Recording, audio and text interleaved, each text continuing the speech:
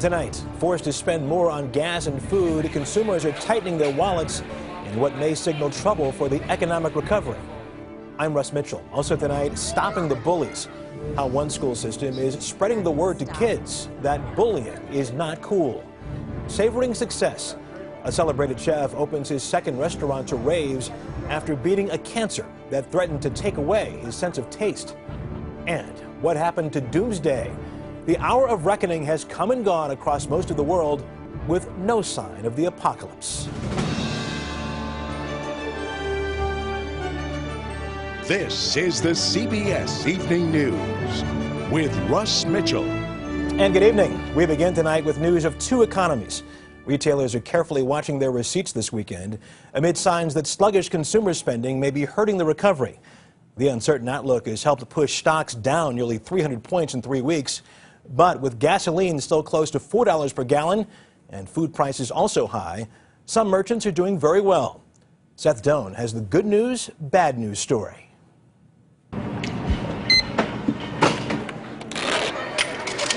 For the 10th month in a row, consumers are opening their wallets. How's business? Business is actually great. At the Fairway grocery store in Manhattan, manager Rick Garcia says shoppers are back and spending more. This is actually the business to be in. The business to be in? The grocery stores? The grocery store. Why? Because everybody has to eat. But with food prices up as much as 6 to 7% nationwide, shoppers like Jane Ashelar say they have no choice but to spend more. Today, her bill was $40 higher than usual. Both of us have been commenting that the prices have really jumped just in the last few weeks. We've been shopping here for about 10 years, and I just know the price of everything, and it's noticeably different. Roughly 70% of the U.S. economy is driven by consumer spending. But a closer look at the numbers reveals these days people are spending more on what they have to buy. Necessities like groceries and gasoline. Everybody's fed up with it, really, you know. Gas prices are up more than $1 from this time last year. Used to fill up the tank for half the price. So, I think people are starting to reconsider what to buy and where to go. The economy is no longer on the critical list, but it's still in serious condition. Retail sales are up more than 7% from last year. But economist Peter Morisi says gas and food prices are a drag on the economy. A lot of the consumer dollars are absorbed by higher gas and food prices, which means they're not buying shirts, going to restaurants as much, things of that nature, which would drive more growth. Morisi says that after a deep recession, you typically expect to see economic growth of around 4 to 5% each year, not the sluggish 3% we're currently seeing. Seth Doan, CBS News, New York. The Great Mississippi River flood is also taking a financial toll, with one economist estimating it could cost the U.S. as much as $4 billion. The lower Mississippi is cresting this weekend throughout Louisiana and is 9.5 feet above flood stage in Baton Rouge. A 5-mile stretch of the river remains closed there, one day after 3 barges loaded with corn sank. At least one of the barges hit a major bridge, temporarily forcing the bridge to close. Here's what else is happening. Senior Palestinian officials said today they will likely seek recognition for a Palestinian state at the United Nations this fall. The statement follows yesterday's White House meeting, where Israeli Prime Minister Benjamin Netanyahu rejected President Obama's call for border talks based on the 1967 boundaries.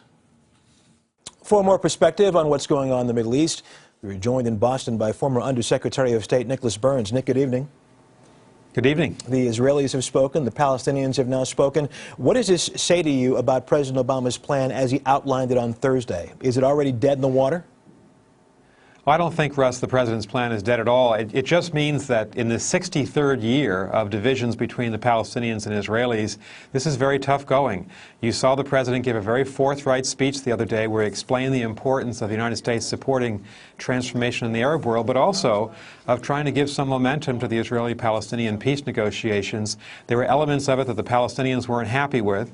There were lots of elements the Israelis weren't happy with. That might mean that the president is where he should be. He's a mediator. He needs to be objective and stand between these two parties and try to move them forward. Let's go back to that photo op yesterday between the president and Prime Minister Netanyahu. A frosty photo op it was. As someone who has been involved in these high-level talks before, what are you looking at there? What are you seeing there that perhaps we're not seeing? Well, I think, Russ, what you're seeing are very deep political and philosophical differences between the Obama administration and the Netanyahu government in Israel about how these peace negotiations should get started. The United States obviously wants to take advantage of this moment in the Arab world to see if there's an opportunity to press forward with peace for the Palestinians in Israel. The Israelis are quite reluctant. So I think you're seeing frustration on the American side, and you're seeing perhaps a historically low moment in the U.S.-Israeli relationship. There doesn't appear to be a lot of trust between these two governments on this particular issue. Former Undersecretary of State Nicholas Burns, as always, thanks a lot. Thank you. In Pakistan, 15 people were killed near the border with Afghanistan today when a tanker truck carrying fuel for NATO forces was set on fire from a bomb blast. After the blaze appeared to be under control, a second explosion occurred, causing most of those deaths. And the controversy over extending U.S. aid to Pakistan continues to heat up in Washington. Whit Johnson has the latest on the fight and tells us why both sides are holding their ground. With the discovery of Osama bin Laden right under Pakistan's nose, the country's value as an ally in the war on terror is under the microscope. Pakistanis must recognize the United States does not give out blank checks. But since 9/11, Pakistan has received more than $20 billion U.S. dollars. It's slated for another $3 billion next year, making it the third largest recipient of U.S. foreign aid. I don't think there's an appetite in the Congress to continue to fund Pakistan, certainly not at the levels we are today. It's a message Senator Robert Menendez and 5 of his Democratic colleagues are taking directly to the administration. In a letter sent this week to Defense Secretary Robert Gates and Secretary of State Hillary Clinton, the senators wrote, "We are gravely concerned about the commitment of Pakistan's security establishment to fighting terrorism." The feelings are bipartisan. There have been lots of concerns about double dealing, playing one side against the other. Republican Senator Bob Corker has traveled to Pakistan 3 times and says there is clear evidence that the government hunts down some extremists while harboring others. It's time for that to end, and again, there's no time like now, while they're humiliated, while they're embarrassed, no time like now to get that right. But the administration is taking a softer approach. We're having conversations about what more we can do together.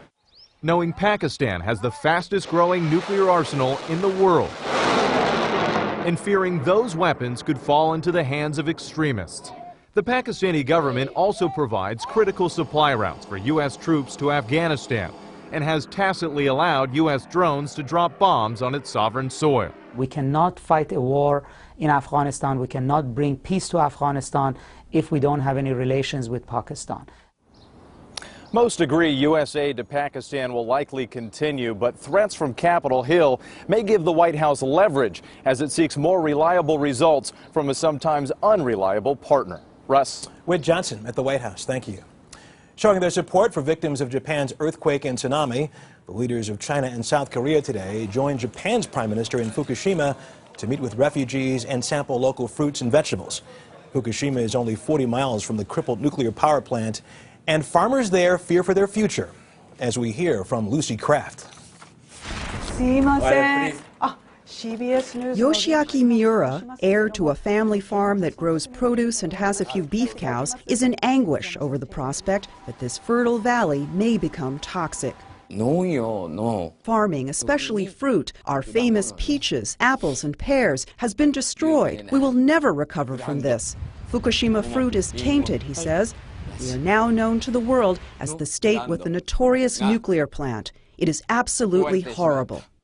We're in an area that's outside the Japanese evacuation zone, but inside the area the Americans have deemed unsafe. Fukushima, blessed with an ideal climate for farming, was renowned for its fruit and rice. And Yoshiaki's 75-year-old father, Tsuyoshi, can't quite come to grips with the notion that his little piece of heaven is threatened. I don't really know how dangerous it is. Surely my rice paddies and cows will be okay, he says. But as Tsuyoshi lovingly tends his onion patch, the family admits they are anxious about radiation. I asked Yoshiaki Miura who was to blame for a radiation catastrophe that could make it unsafe for them to remain on their 150-year-old farm. Ultimately, he says, it's the fault of every citizen who cared only about the convenience of nuclear power without really thinking very hard about it. For now, with the threat of radiation contamination hanging over their future, the family can only wait, watch, and hope. Lucy Kraft, CBS News, Fukushima, Japan. Pope Benedict made an extraterrestrial phone call today, the first by a pope to outer space. Speaking from the Vatican to the 12 astronauts on board the International Space Station, Benedict wished a speedy recovery to wounded Congresswoman Gabrielle Giffords, the wife of Shuttle Commander Mark Kelly. And late today, NASA gave the all-clear for the shuttle Endeavour to return to Earth a week from Monday, saying a 3-inch gouge to Endeavour's heat shield was not a concern. The shield was damaged by debris during this week's launch. Still ahead on tonight's CBS Evening News, how one school system is trying to stop bullying before it starts.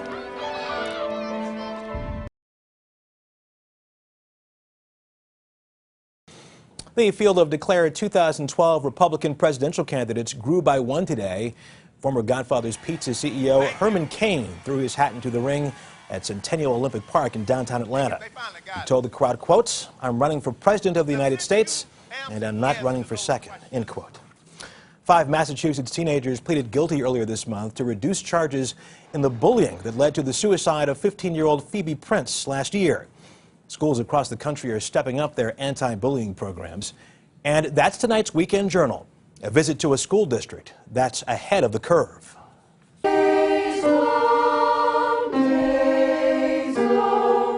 High school seniors Liam Callahan and Josh Rivera Watson know what it's like to be bullied. In 7th grade, a group of kids did it to Liam every day. They would just sort of hit me, like slap me in the back of the head or whatever they felt like doing at the time. The bullying Josh experienced as a 4th grader was so rough, he changed schools. I used to get picked on for just my size. I didn't want to cause any ruckus. I usually just kept it to myself. Their school district in Pittsfield, Massachusetts, has taken steps to make all that less likely to happen today. The message is clear. Bullying is not cool. This year, Liam and Josh were among the school leaders who competed in a talent contest, raising money for anti-bullying activities. While these senior girls created anti-bullying posters in their marketing class. We will not bully others. That it says, take a stand and lend a hand. In Pittsfield, those lessons begin early. This is 3rd grade. How are you going to respectfully tell that person not to bully? You can say to the classmate, I'm going to go tell the teacher. So. Is it tattling if you watch someone bully and you tell an adult? No. In role-playing, teachers focus on 3 R's: respectful, responsible, and ready to learn. A lot of people said, please. That's a great way to show respect. Pittsfield launched its anti-bullying curriculum 5 years ago with federal government seed money. I thought one was on memory. Bullying incidents in Pittsfield high schools and elementary schools are now below the national average. Starts with an S. Do you know the word? Character development is part of the strategy. So elementary school principal Joe Curtis makes daily rounds for individual recognition. I'll make sure you show that to you. It's just like with education, with reading and mathematics education. The earlier we start, the better off we are. But our big feelings that show on our faces. This K-12 curriculum challenges kids to fight the herd mentality. Why should I stand up to them? Somebody else can do that.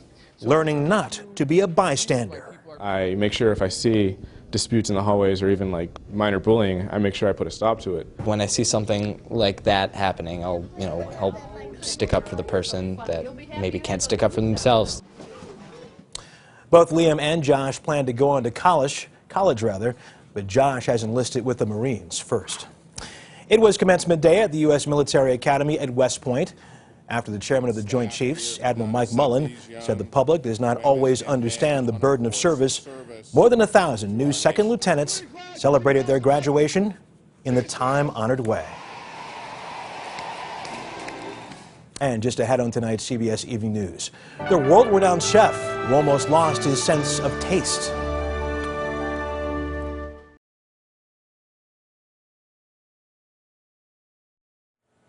One of America's most celebrated chefs is savoring the success of his latest restaurant. And more than just about any other chef on earth, he knows how much he owes to his impeccable sense of taste. Cynthia Bowers went to see him at work. This is the creative laboratory of Chef Grant Achatz. What is this? This is olive oil. Olive oil? Yep. Frozen to look like Hershey Kisses. You can kind of see it coming out. Plates on top of pillows filled with lavender, all designed to ignite the imagination. We're trying to connect with people on a level that would be the equivalent of walking through an art gallery. It's all done at Alinea. Achatz opened the Chicago restaurant in 2005. Here, he mixes flavors and textures in experimental ways. Consider this chocolate mousse. We wanted to make it crispy in some way. So we're like, all right, we'll freeze it in liquid nitrogen. This is a fun game that people like to do. Right? Whatever, it works. Alinea was just named the 6th best restaurant in the world, a far cry from the small blue-collar Michigan town where Achatz grew up. It's been quite a ride. A ride that took a frightening turn in 2007. Achatz was diagnosed with stage 4 tongue cancer. Doctors told him he had one chance at survival. So we're talking about taking your tongue out. Yeah. Because at that point they estimated the tumor was embedded inside the tongue, taking up about 3/4 of it. A clinical trial gave him another option, an experimental drug and 6 months of daily radiation. I lost all sense of taste. I couldn't taste for about 1.5 years. And he almost lost Alinea too, because many of the young chefs working there jumped ship. So he continued to work while sick. People are just looking at me like, you're out of your mind. Achatz is now 2 years into remission and on to the next big thing. What's on the menu tonight? Paris 1906.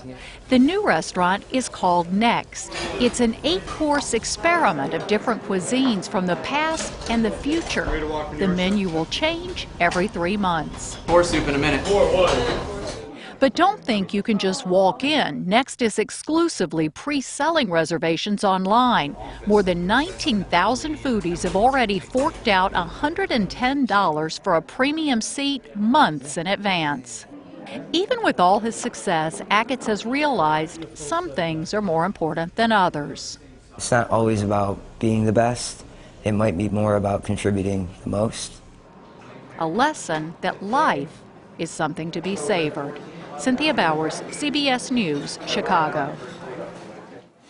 And still ahead on tonight's CBS Evening News, never mind the doomsday prophecy that fortunately failed to deliver.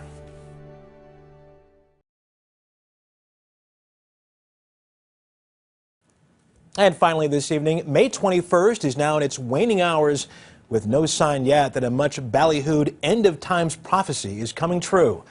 Ben Tracy is on the doomsday watch. Hollywood has been obsessed with the end of days for decades. Mankind has struggled with the implications for centuries. The word talks about the signs of the times, and which we have seen some. Well, if these signs of judgment are correct, welcome to Apocalypse Now. I have to think about that, but I won't have much time to think about it, will I? You may have seen one of these 1,200 billboards. They are the work of this man, 89-year-old Christian preacher Harold Camping, owner of the Family Radio Network. You and I are living at the time of the end of the world. His followers have spread the word of the world's end all across the globe, reportedly using donations to pay for it. There's going to be a huge earthquake that's going to make the big earthquake in Japan seem like a Sunday school picnic. He says it will first strike Fiji and New Zealand, then work its way around the world. But it appears to be late. By Camping's own estimates, it should have hit there already hours ago. It's particularly nice to be with you tonight since the world was supposed to come to an end 10 minutes ago. Camping arrived at today's date using a complicated mathematical formula based on biblical numbers. It doesn't say anything about the Bible. It says a lot about their imagination. And most Christians aren't buying it. I just think it's just a bunch of baloney. The Mayan calendar famously calls for the end next year. How many times can the world end? The Bible itself is pretty clear on this. Matthew 24:36 says, "No one knows about that day or hour, not even the angels in heaven nor the Son, but only the Father." As for Harold Camping, he previously predicted the world would end in 1994. He now appears to be 0 for 2. Ben Tracy, CBS News, Los Angeles. 0 for 2. I think we'll take it. And that is the CBS Evening News. Later on CBS, 48 Hours Mystery. Thanks for joining us this Saturday evening. I'm Russ Mitchell, CBS News in New York. I'll see you back here tomorrow. Good night. On television, online, on the go, and now free on iPad. CBS News.